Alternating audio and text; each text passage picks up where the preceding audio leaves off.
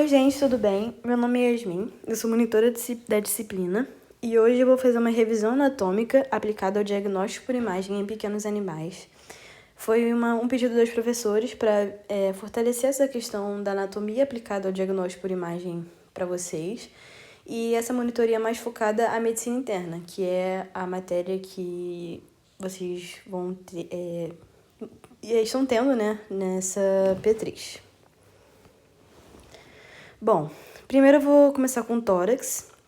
A avaliação do tórax ela pode ser feita pela radiografia e pela ultrassonografia, falando dos exames de rotina, né, que a gente tem.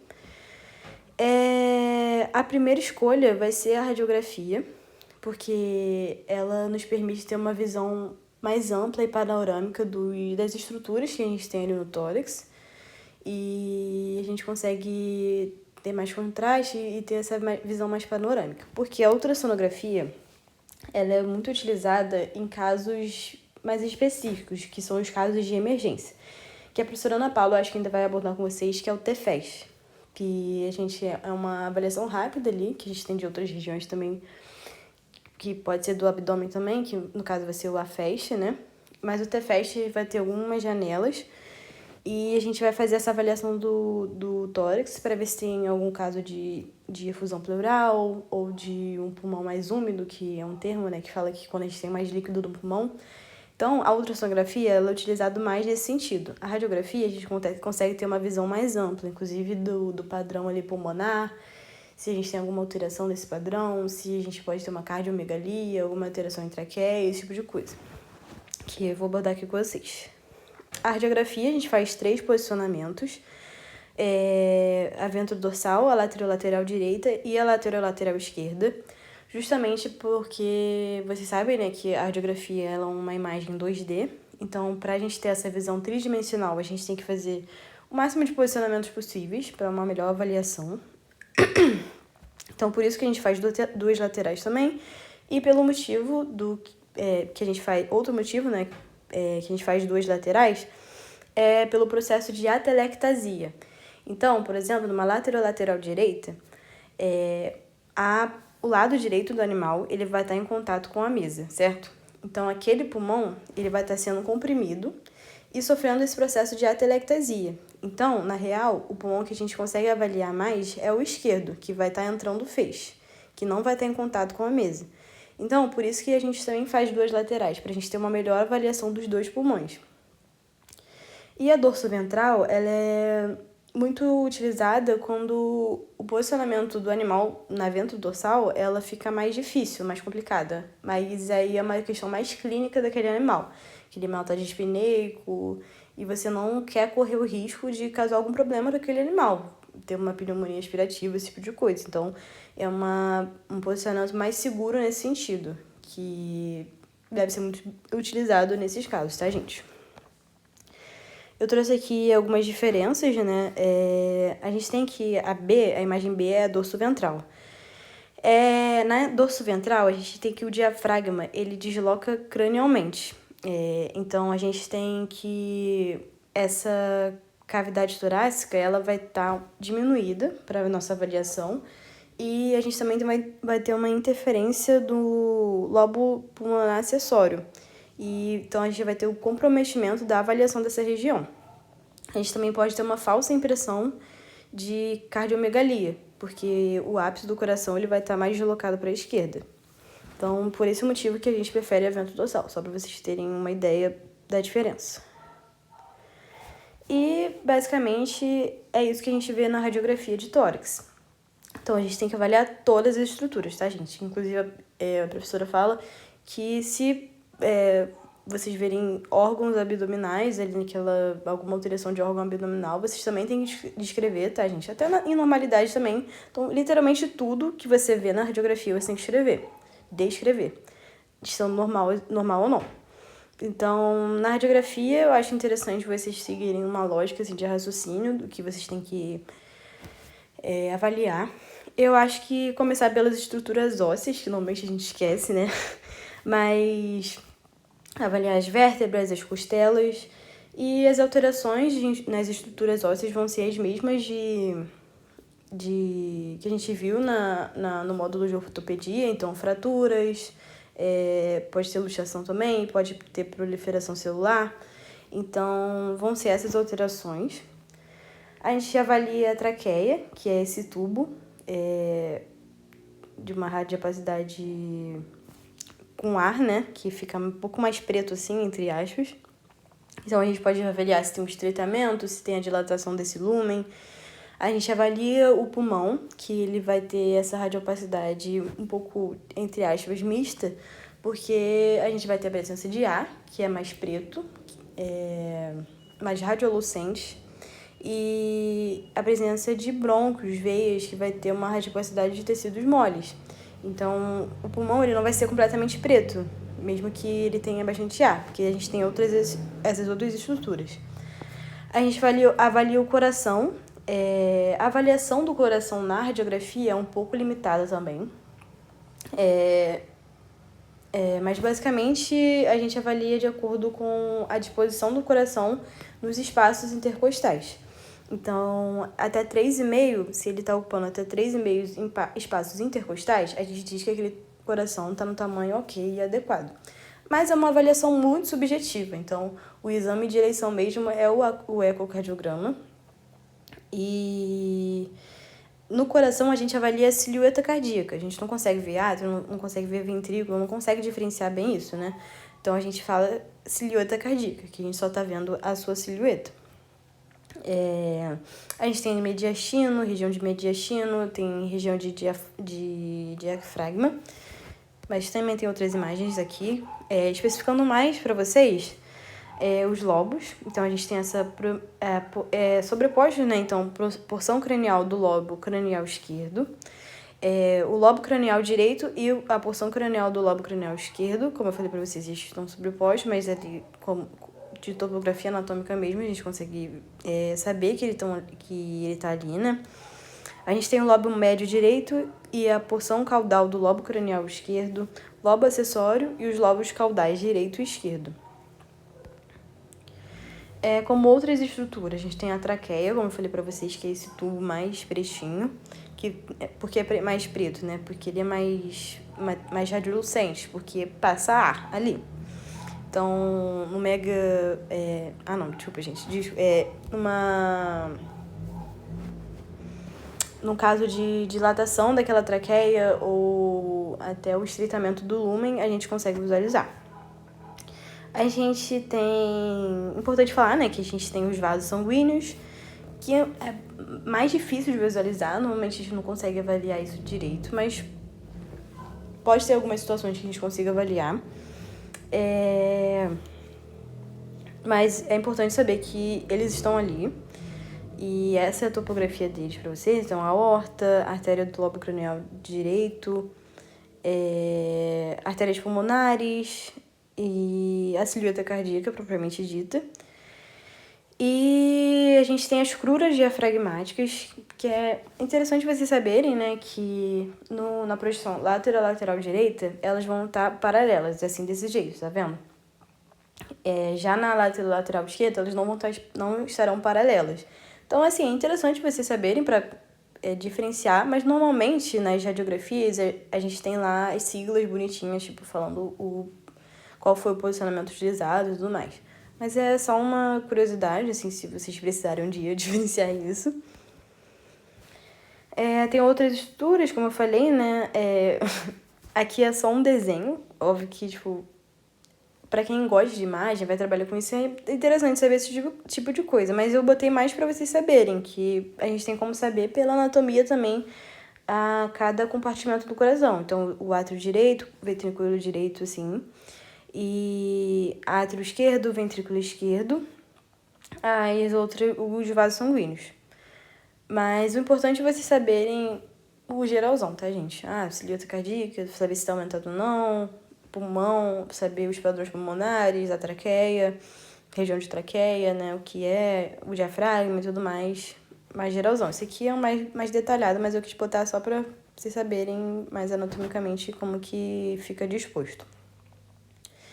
E botei também as estruturas ósseas, vértebras, o externos, as externebras. É importante vocês saberem também que é importante avaliar e, enfim, não esquecer de descrever. Nem que fale assim,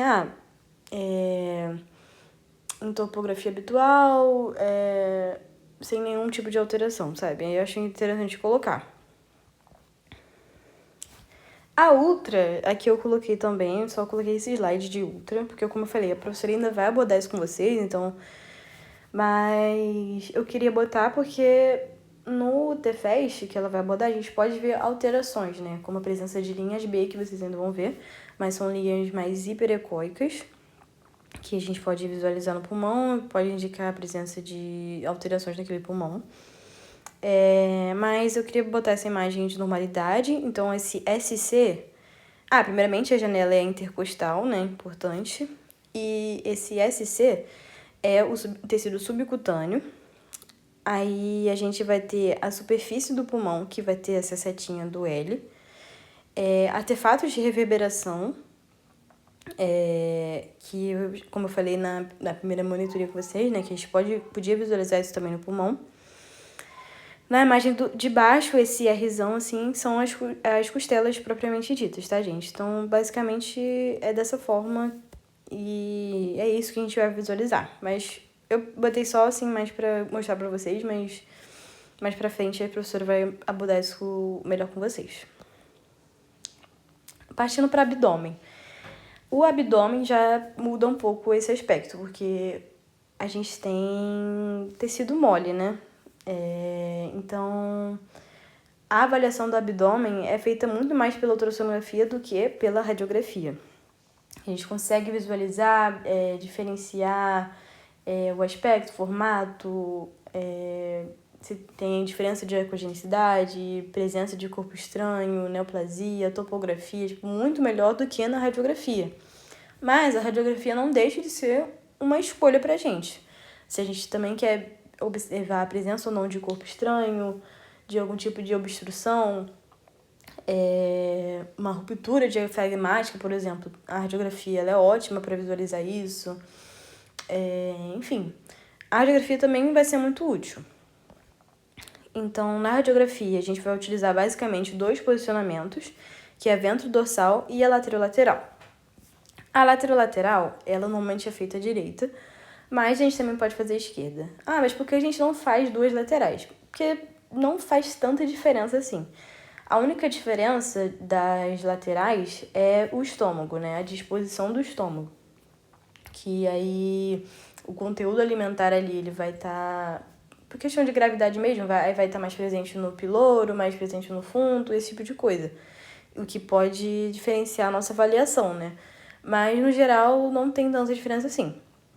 Inclusive, alguns lugares falam, seria o ideal fazer as 2 laterais. Outros falam só uma lateral, que normalmente é a direita.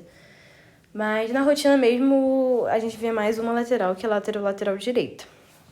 E a dorso ventral é no mesmo sentido, gente. Se você não conseguir posicionar aquele animal por algum motivo, questão clínica mesmo dele, você faz a dorso ventral. A gente pode ter a compressão de órgãos, tá?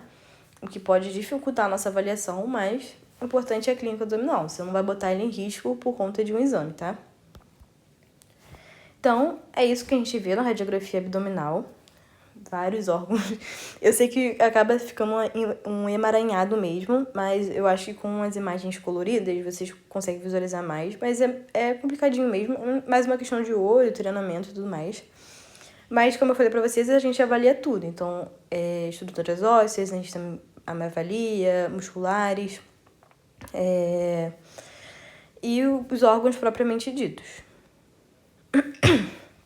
Então, aqui a gente vai ter o pulmão, uma parte dele ainda a gente consegue ver, o diafragma, a gente avalia se ele está íntegro ou não, o fígado, se ele tem aumento ou alguma diferença na sua radiopacidade. Vocês veem que eles ocupam ali as regiões de últimas costelas, né? A gente tem o baço, que vai estar localizado bem proximal, assim, à parede, né? Da região, né? Da cavidade. Então, ele fica assim mais localizado para a esquerda mesmo. A gente vai ter o estômago, que no outro a gente também consegue, saber as porções dele, mas é importante saber que ele tá ali bem perto do fígado também, bem perto do baço. Temos o duodeno, os rins, direito e esquerdo, que são essas bolinhas, então assim, é importante. Eu acho que eu vou disponibilizar esses slides para vocês. Aí se vocês quiserem comparando, mas é da Unirádio, né, onde eu peguei essas imagens. E a de ultrassonografia eu peguei do Penny, que eu acho que eu esqueci de botar as referências, mas qualquer coisa eu boto depois e mando pra vocês, tá, gente? Mas eu achei legal essa ideia de você ficar comparando mesmo, sabe? Com a imagem que não tá colorida, você consegue diferenciar bem. Temos o intestino delgado, que ele fica mais esse emaranhado mesmo, a gente não consegue diferenciar muito as porções dele por conta do jejum. E temos o intestino grosso, que a gente consegue ver mais cada compartimento, diferenciar mais eles. Mas também não é regra, tá, gente? A gente pode ter a presença ali de gás que pode dificultar isso, das próprias fezes. Então, eu tô dando um parâmetro aqui de normalidade, mas na rotina a gente pode ter essa dificuldade de visualização. E a bexiga, que é redondinha assim, bonitinha. Aí, como eu falei pra vocês, nesse caso aqui é uma lateral direita, que o fundo ele vai estar mais em cima assim, o corpo e o piloro mais embaixo. Ele vai estar disposto dessa forma. Se fosse lateral esquerda, estaria de outra forma. Mas é só um detalhe também.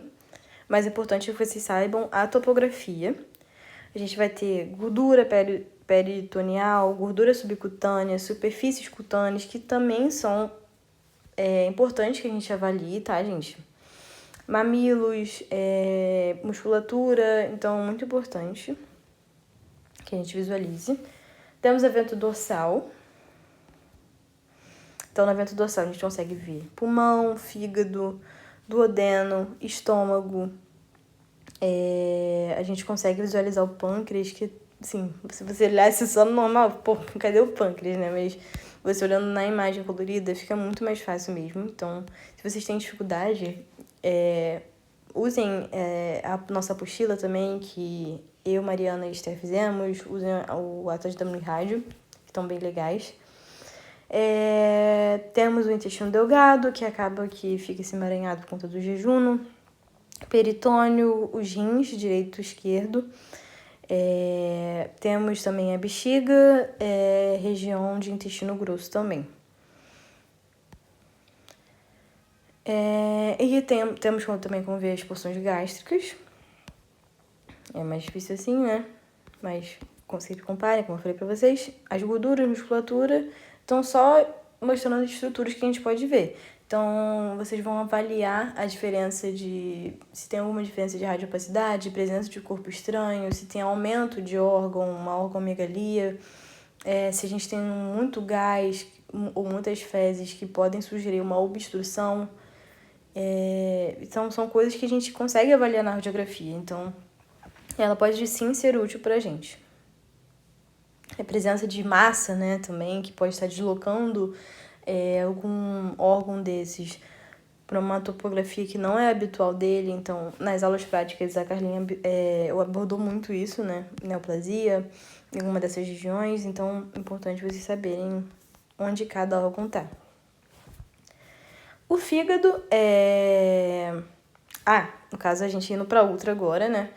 A gente vai fazer a avaliação de todos esses órgãos.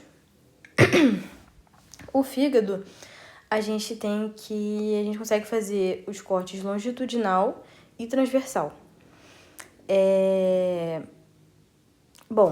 A gente consegue visualizar que o fígado ele vai ter uma relação muito íntima com o duodeno, então vai estar ali proximal.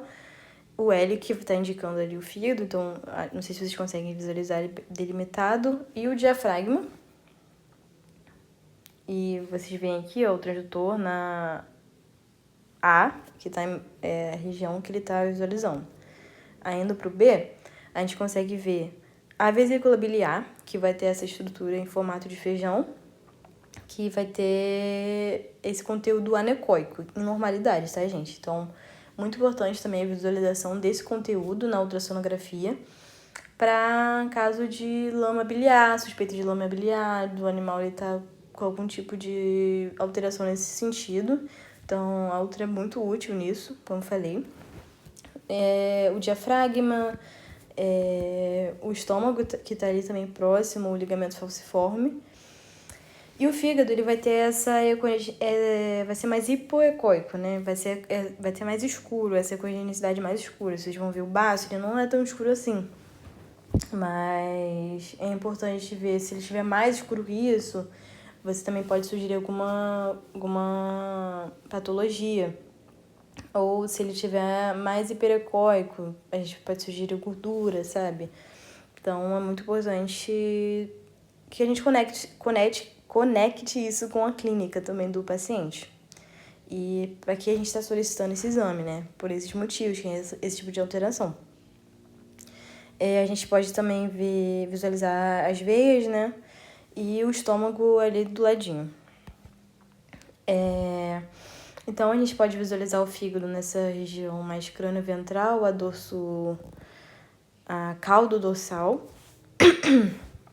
Mas, como eu falei, queria mostrar mais a ecogenicidade, que a gente pode visualizar a vesícula, veias, o estômago ali, gastric body e duodeno. Então, são estruturas que vão estar ali próximas, né, do fígado.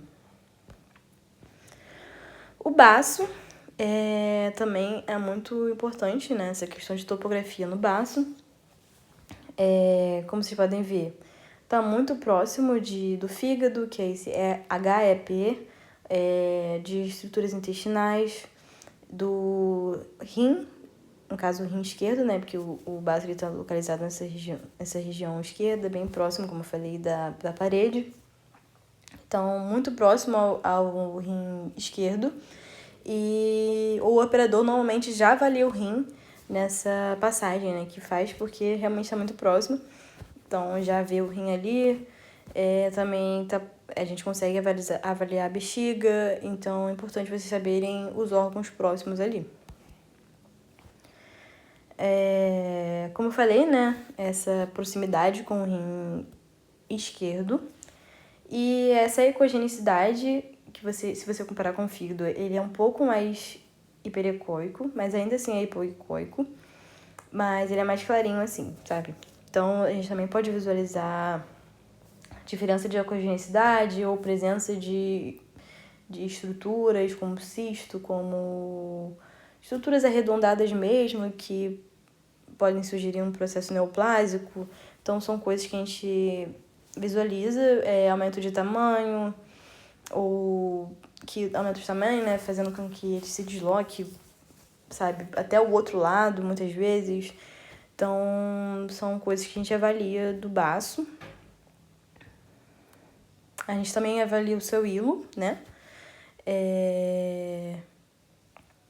que falam que tem esse formato de cauda de baleia, mas a gente também coloca o colo Doppler para avaliar aquele fluxo, se está tudo certo. Então, são todas as estruturas que a gente consegue avaliar. Indo para o trato gastrointestinal, a gente tem... Eu acho que é um pouco difícil até para mim, tipo... Eu acho que é a parte que eu mais tenho dificuldade, mas... Porque eu acho meio difícil você conseguir diferenciar cada estrutura ali intestinal. Mas acaba que é muito treinamento de olho, como eu falei pra vocês. Mas, basicamente, o que eu quero levar pra vocês do trato gastrointestinal é a avaliação da camada. Então, a gente vai ter uma estratificação bonitinha, que vai ser o próximo slide. E nisso, eu acho que é o mais importante para vocês saberem de trato gastrointestinal. No caso do estômago, né, ele ali em normalidade, bonitinho, que é muito difícil de ver na rotina, né, que normalmente tá com presença de alimento, esse tipo de coisa que vai causar aquele artefato de reverberação que eu falei para vocês. Mas a gente também consegue avaliar essas camadas, todos eles, e as alças intestinais também. Mas ali a gente tem o estômago em corte transversal longitudinal, que é essa A. O B, a gente vai ter o duodeno em corte transversal e longitudinal. Então, o corte transversal, pensa numa linguiça, sabe? Você corta ela no meio, é o corte transversal. Aí se você corta ela, assim, longitudinalmente, né? É o corte longitudinal. Então, eu acho legal visualizar dessa forma, no caso de intestino. E o cólon é a mesma coisa. Mas a gente consegue avaliar todas essas regiões, tá, gente? Por topografia e anatomia. Então, por isso que é muito importante. Então, eu trouxe aqui essa estratificação que eu falei pra vocês. O lúmen, ele vai ser essa setinha amarela, que vai ser essa linha mais hiperecóica, que vai estar com conteúdo alimentar, que pode ser variado, mesmo em normalidade, tá, gente? Então, dependendo da alimentação do animal mesmo, vai estar variado. Então, a gente também pode ver a presença desse conteúdo, como que tá, consegue avaliar, a gente consegue avaliar a presença de ou não de corpo estranho, esse tipo de coisa. Então, logo abaixo, a gente vai ter a mucosa, que vai ser mais hipoecóica, praticamente anecoica, né? Depois, a gente vai ter a submucosa, que vai ser um pouco mais hiperecóica, vai ser essa linha hiperecóica. Depois, a muscular, mais hipoecóica. E depois a serosa, que vai ser essa última linha hiperecóica. Então, vai ter essa estratificação bonitinha. É importante saber, né? Porque em caso de espessamento de alguma dessas camadas, a gente também pode sugerir algum tipo de inflamação ou de infecção, alguma patologia relacionada ao trato gastrointestinal. Então é muito importante. A gente tem os parâmetros bonitinhos, né? As referências bonitinhos de tamanho de cada camada, tudo mais, e que a gente vai se referenciar. Então, é muito importante para isso. Eu acho que é o legal de vocês saberem. E depois a gente vai discutir, tipo, casos de intuscepção, esse tipo de coisa que são patologias associadas ao trato gastrointestinal. Indo para pâncreas, o pâncreas ele também é um pouco difícil de visualizar. E a avaliação do pâncreas, principalmente a sua localização, ali no operador, né, ele localiza muito pela topografia também. Então, de novo, a importância da topografia. Então, ele vai ter a proximidade ali com o estômago, que nessa imagem A a gente tem o ST ali, de alves intestinais também. E a gente consegue visualizar o pâncreas, na imagem B o duodeno.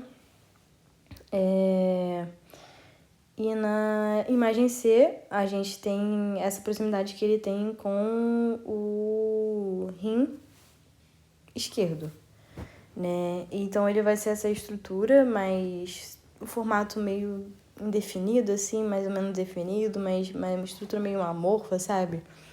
Ele vai ser um pouco mais heterogêneo, assim, e vai ter essa coisa mais hipoecóico, né? Ele vai ser mais hipoecóico. E o pâncreas é importantíssimo, gente. Suspeita de pancreatite, por exemplo. Então, muito importante a avaliação do pâncreas. E ele é muito solicitado, tá, gente? Em suspeita de pancreatite. É um exame muito importante para o diagnóstico. No trato urinário, o rim, que eu acho que é talvez a estrutura da ultrassonografia mais de boa de ver, né? Porque é muito parecido com o que a gente vê na anatomia ali mesmo. E basicamente o rim, a avaliação dele vai ser relacionada a você visualizar a cortical, a medular, você ver se tá ou não aumentado, o formato dele, os contornos dele tá com contorno alterado. Inclusive o baço também a gente vê isso, esqueci de falar, né? Mas o baço a gente também vê se ele tá os bordos muito abaulados, o fígado também, então isso também pode trazer uma alteração. Aqui também um contorno dele. É isso, a relação córtico-medular que eu falei, né? Então, todas essas coisas, tem bastante coisa que a gente consegue visualizar. Se tem alguma alteração de aquagenicidade cortical, medular. Mas o que eu queria trazer aqui nesse slide é que a gente pode fazer cortes, né? Então, a gente tem o corte transversal, longitudinal e também tem o dorsal. Que não tá aqui, mas a gente também pode fazer. Mas essas duas primeiras imagens com T, né, de legenda, são o corte transversal. E essa última imagem é do corte longitudinal. Essa imagem aqui tá um pouco melhor para vocês visualizarem. Então, a gente tem essa camada mais externa, mais hipoecóica, que é o córtex. A medula, que vai ser essa região mais interna, que vai ser também bastante hipoecóica, só que acho que essa aqui tá até melhor de visualizar, tá vendo? O córtex, essa camada mais interna, a medular, que tá em M, tá, gente? O córtex em C. Esse aqui tá um pouco melhor para visualizar isso. No corte longitudinal, então a gente também pode avaliar, né, presença de cálculos urinários, por exemplo, ou como eu falei, né, essa questão da ecogenicidade. Se ele estiver mais anecoico, a gente pode sugerir uma obstrução, em ureter, por exemplo, que pode estar causando uma hidronefrose. Também são alterações que a gente vai ver depois. E a imagem B, que é o corte transversal. E basicamente o que acrescenta, mas é a visualização da pelve renal, né? Se a gente vê se ela tá aumentada ou não. Mas é isso, a gente visualiza a relação córtico-medular, tamanho, o formato, os contornos, enfim, a diferença de ecogenicidade, tudo isso a gente avalia no rim. A bexiga, que também é importantíssima, que vai ter esse conteúdo anecoico, gente, bem pretão assim mesmo. E essa é a normalidade, porque é urina, líquido, e líquido é preto, é anecoico. A gente também pode avaliar a espessura de parede, se ela está mais espessada, podendo indicar algum processo inflamatório. Presença ou não de cálculos, de coágulos, então são coisas que a gente visualiza na bexiga. As adrenais eu trouxe aqui mais para vocês, sabe, não falar que eu não botei, mas porque é mais difícil mesmo de visualizar, né? As adrenais em normalidade, elas não são tão fáceis, elas ficam mais profundas mesmo. Então, o próprio operador ele tem que ir bem profundamente no abdômen do animal. Mas eu quis trazer lá para vocês essas imagens de cima e B em corte longitudinal e C e D em corte transversal. E a topografia, né, elas ficam bem próximas aos rins. Então, eles que vão ser referência. O trato reprodutor feminino, a gente consegue visualizar ovário, útero, enfim. Mas eu queria trazer para vocês que a gente consegue visualizar ovário ali próximo aos rins, né? Os ovários próximos aos rins vão ser essas estruturas mais arredondadas, como a gente vê nessa imagem A, nas setinhas, tá? Bonitinha essa estrutura mais arredondada. Tubos uterinos, né? Que eu esqueci de falar. Também a gente consegue visualizar. O B e C aqui, a gente está olhando a bexiga e próximo à bexiga e próximo ao cólon, a gente consegue visualizar o útero. Eu também acho um pouco difícil de visualizar, mas como eu falei, né? A questão de topografia e anatomia é muito importante para você saber que ele está ali. Trouxe aqui imagem de ovário, a gente consegue ver esse LK, que é o rim esquerdo. E o ovário ali do lado, como vocês sabem, a gente vai ter várias fases, né? O estro, diestro, estro. Então, isso também vai diferenciar a visualização, né? Como que vai aparecer na imagem. Trouxe aqui do proestro, mais para exemplificar. E para falar para vocês que vai ter essa diferença. Então, por isso é muito importante também a anamnese, de perguntar para o tutor se ele sabe quando foi o último cio. Isso também interfere na nossa avaliação, para ver se tem algum tipo de alteração ali no sistema reprodutor. E que no caso aqui do proestro, a gente consegue visualizar esses folículos, né? Que são folículos vistos em normalidade mesmo, relacionados ao ciclo, e vão ser essas estruturas mais anecoicas. A gente consegue visualizar o útero, então o corpo do útero, a cérvix, ali próximo ao cólon. O reprodutor masculino, que a gente visualiza a próstata, que é muito importante em animais mais idosos, principalmente, né? A gente ter esse acompanhamento da próstata. Então, qualquer tipo de alteração em ecogenicidade também pode nos indicar algum processo patológico. Enfim, óbvio que a outra é um exame complementar, mas é muito importante também para que haja esse diagnóstico. Então, ele vai ser mais clarinho assim mesmo, né?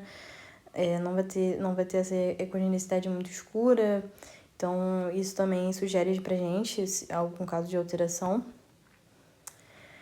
A gente tem os testículos, que a gente consegue visualizar, essa estrutura mais ovalada mesmo, um corte longitudinal com essa linha hiperecóica. No meio, e no corte transversal, que é o de baixo, a gente também pode ver estruturas próximas, como o epidídimo, o pênis. Então, importantíssimo também. E esse slide aqui eu coloquei mais para falar para vocês que a gente consegue visualizar outras estruturas, só que ia ficar muito extenso, né, de colocar, e eu acho que até desnecessário, podia causar muita confusão, mas a gente consegue ver vasos sanguíneos, linfonodos, que são estruturas que a gente também usa como complemento para o nosso diagnóstico, né. Aumento de linfonodo, dependendo da região ali do abdômen que a gente está falando, pode sugerir algum processo inflamatório naquela região, em órgãos adjacentes, sabe? Alterações de fluxo sanguíneo. O diagnóstico de shunt é pela ultrassonografia, então, importantíssimo. Então, só que dizer que a gente consegue visualizar essas outras estruturas também pela ultrassonografia.